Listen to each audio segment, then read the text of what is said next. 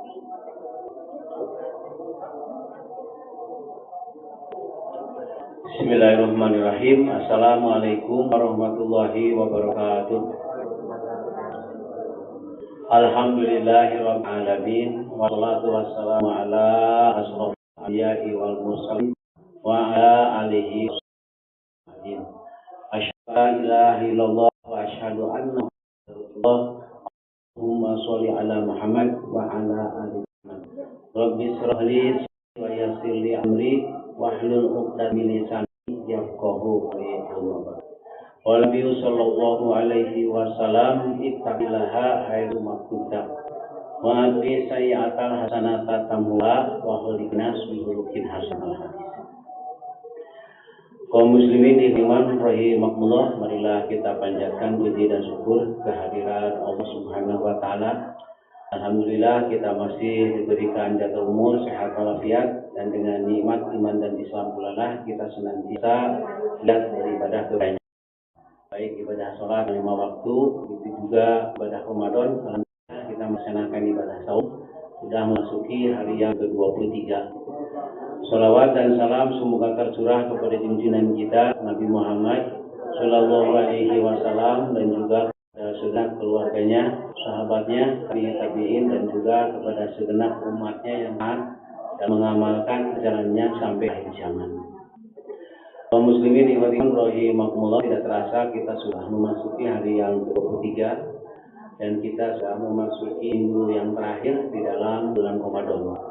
Dan tentunya setelah kita lulus dalam 10 hari yang pertama, alhamdulillah kita memperoleh rahmat, kasih sayang dari Allah Subhanahu wa taala, dan 10 hari yang kedua dianugerahi maghfirah dan ampunan. Dan tentunya tidak cukup itu saja, karena kita dalam memasuki hari terakhir, di dalam memasuki minggu terakhir, kita akan menghadapi ujian akhir. Jadi dalam ujian akhir ini menentukan kelulusan. Seperti mahasiswa bertahun-tahun kuliah, pas sidang, kalau tidak lulus bisa diulangi ya. Nah begitu juga kita dalam berpuasa bulan Ramadan, kita ujian terakhir. Kalau dalam sepak bola Persib mungkin pertama babak penyisihan, semifinal, nah sekarang finalnya. Kalau final biasanya makin sedikit ya, masih juga semakin luas karena sedikit finalnya. Nah tentunya kaum muslimin iman rahimakumullah, dalam babak final ini tentunya kita harus berusaha istiqomah mempertahankan kekuatan semangat dari awal sampai akhir. Karena apabila kita tetap istiqomah sejak dari awal sampai akhir, maka kita nanti insya Allah bakal lulus. Kita akan diwisuda kuminana, dijadikan orang-orang yang golongan orang yang takwa dan dibebaskan dari api neraka. Nah kaum muslimin rahimakumullah, manfaatkanlah dalam seminggu terakhir ini agar kita ibadahnya lulus dan diterima oleh Allah Subhanahu wa taala. Kalau tidak lulus sidang ini, tesis misalnya mahasiswa bisa diulang ya. Tapi bulan Ramadan tidak lulus, tidak bisa diulang. Karena harus menunggu bulan Ramadan yang akan datang. Makanya manfaatkanlah akhir Ramadan ini dengan sebaik-baiknya. Ya, manfaatkan dengan sebaik-baiknya Ramadan ini. Jadi kalau ujian akhir bisa diulang, kalau kuliah di kampus sebagainya. Tapi kalau kita sudah berakhir Ramadan tidak lulus karena kita tergoda oleh rayuan setan, ya, maka kita sayang begitu ya. Maka sempurnakanlah ibadah saum kita dengan sebaik-baiknya. Makanya di dalam Al-Quran Allah Subhanahu wa taala firman, a'udzubillahi minasyaitonirrajim, ya ayyuhallazina amanu khulu fi silmi kafah.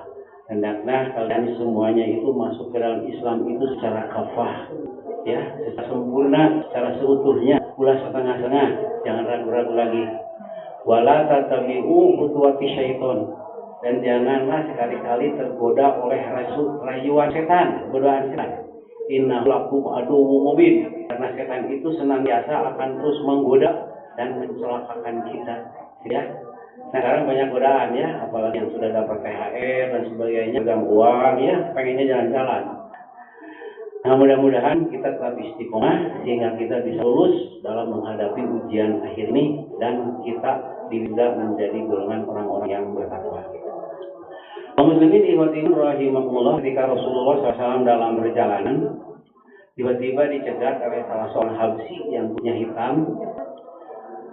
Sahabat lalu orang Habsyi tersebut bertanya kepada Rasulullah SAW, "Ya Rasulullah, aku minta nasihat kepadamu, kepada junjunganku, amalan-amalan utama apa yang dicintai oleh Allah yang bisa membawa aku bisa masuk ke surga." Jadi ketika Rasulullah sedang dalam perjalanan dicegat oleh seseorang yang kulit hitam, seorang Habsyi, lalu minta nasihat kepada Rasulullah, amalan apa yang bisa membawa aku, amalan yang dicintai oleh Allah dan bisa membawa aku masuk ke surga. Itu pertanyaan. Rasulullah SAW tersenyum dengan pertanyaan itu karena memang itu prinsip untuk memperoleh kebahagiaan hidup baik di dunia nanti sampai di akhirat. Rasulullah SAW menjawab, salasun, kata Rasulullah, ada 3. Yang pertama, as-sholatu ada waktiha. Sholatlah kamu pada awal waktunya. Yang pertama ya. Lalu sahabat bertanya lagi, orang Habsyi tersebut, kemudian apa ya Rasulullah? Birrul walidain, berbaktilah kepada kedua orang tua. Kemudian apalagi ya Rasulullah? Al-jihadu fi sabilillah, berjuanglah di jalan Allah. Itulah 3 amalan yang dicintaiku olehku, dan apabila kamu amalkan maka kamu akan dijadikan ahli surga. Demikian kata Rasulullah SAW. Kaum muslimin iman rahimakumullah, yang pertama adalah as-sholatu al-waqtiha. Makanya saya mengajak mari kita memelihara ibadah sholat kita dengan sebaik-baiknya, sholat tepat waktunya, jangan sampai terlambat, jangan sampai kita terkena sisi atau ancaman dari surat di dalam Al-Qur'annya, ar-ra'aital ladzi yukadzibu bid-din. Tahukah kamu orang yang dustakan agama, kan begitu ya? Tanya, fawailul lil musallin alladzina hum fi sholatihim sahun. Orang yang mendustakan agama itu adalah orang yang sholat dia tapi dia lalai. Nah itu ya. Nah makanya yang pertama kata Rasulullah SAW, kunci yang aman yang dicintai oleh agar masuk surga adalah sholatlah pada awal waktunya. Jangan menjadi orang yang lalai dalam ibadah sholatnya. Karena di dalam Al-Quran secara tegas, fawailul lil musallin alladzina hum fi sholatihim sahun. Itu orang yang senantiasa enggan, malas, pangedulan dengan ibadah sholatnya, suka mengakhir-akhirkan gitu ya. Makanya di dalam sebuah hadis kaum muslimin yang rahimakumullah, dalam hadis yang lain, barang siapa yang pandai memelihara ibadah sholatnya, artinya dia tidak pernah telat ya, maka ibadah sholatnya itu akan menjadi nur, akan menjadi cahaya, akan menjadi petunjuk, dan akan menjadi jalan selamat sampai yaumul kiamah. Luar biasa ya. Sholatnya apabila dijaga, tidak pernah telat, tidak pernah lalai, sholatnya itu akan menjadi cahaya dirinya, hatinya, jiwanya, dan sekaligus menyinari kehidupannya. Akan menjadi petunjuk dan menjadi jalan selamat sampai yaumul kiamah. Hebat, luar biasa ya. Dan barang siapa yang tidak bisa menjaga ibadah sholat, kata Rasulullah, maka sholatnya tidak akan menjadi sinar, tidak akan menjadi cahaya. Mau nyangan dirina, mau nyangan hati, mau nyangan jiwana, mau nyangan kehidupan. Maka sholatnya itu tidak akan menyinari dirinya. Sholatnya juga tidak akan menjadi petunjuk. Sholatnya juga tidak akan menjadi jalan selamat baginya sampai yaumul kiamah. Nanti kelak orang yang tidak menjaga ibadah sholatnya di neraka akan disatukan dengan Haman, Korun, Fir'aun, dan Ubay bin Khalaf. Itu adalah penjahat-penjahat Islam ya. Jadi kalau kita lalai ibadah sholat, tadi hijikeun teh jeung penjahat Islam eta. Korun, Fir'aun, Haman, Ubay bin Khalaf, jeung Fir'aun. Itu ya, itu tentang sholat.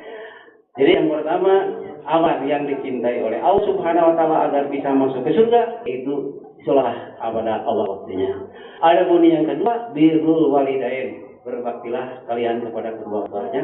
Berbahagialah berarti masih ada orang kaya, sayangilah orang tua dengan sebaik-baiknya. Karena surga itu ada di telapak kaki ibu ya. Barang siapa kita durhaka kepada orang tua, kita tidak bisa masuk surga. Walaupun kita berkali-kali pergi ibadah haji sekalipun, ya, kalau kita durhaka kepada orang tua, itu tidak akan bisa masuk surga.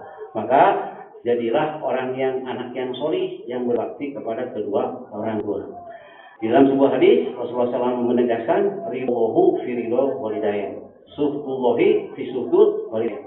Keriduan Allah itu tergantung ridhonya orang tua, dan kemurkaan Allah tergantung murkanya orang tua juga. Nah makanya kalau orang tua waduh, amal kita, Allah juga dengan sendirinya akan marah kepada kita ya. Adapun yang ketiga, kaum muslimin wa timan rahimakumullah, amalan yang dicintai oleh Allah supaya kita bisa masuk surga adalah al-jihadu fi sabilillah. Jihad itu pengertiannya sangat luas. Bukan hanya sekedar berperang saja dengan menggunakan senjata, menimbulkan korban harta dan korban jiwa. Yang memiliki harta silakan berjihad dengan hartanya ya.